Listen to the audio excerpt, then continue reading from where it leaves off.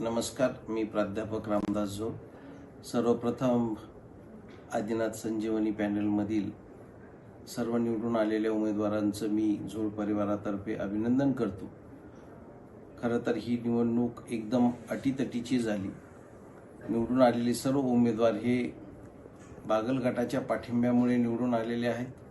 तसेच बागल गट, नारायण पाटील गट, मोहिते पाटील गट व जयवंतराव जगताप गट हे सर्व गट एकत्रित आल्यामुळे ही निवडणूक त्यांनी जिंकलेली आहे.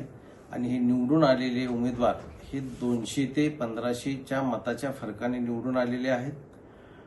दुसरी गोष्ट मला ही सांगायची की संजय मामा शिंदे यांच्या गटातील जे उमेदवार पडलेले आहेत ते उमेदवार आमची आणि त्यांची मतं जर एकत्रित केली तर आमच्या दोघांचा एकत्रित मिळून पॅनल निवडून आला असता आणि निश्चितच यामध्ये चांगल्या प्रकारे आघाडी आमच्या दोघांच्या माध्यमातून मिळाली असती.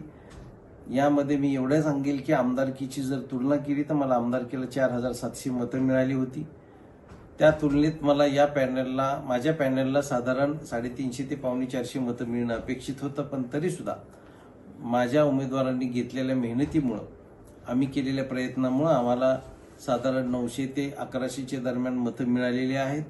त्याबद्दलही त्यांनी घेतलेल्या कष्टाबद्दल मी त्यांचा आभार मानतो.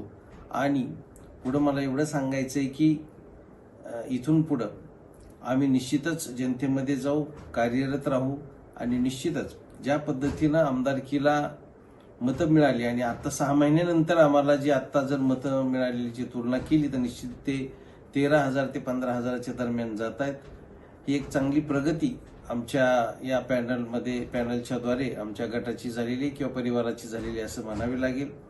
पुन्हा एकदा जाता जाता सर्व मतदारांचं मी या ठिकाणी आभार मानतो आणि निवडून आलेल्या सर्व उमेदवारांचं अभिनंदन करतो.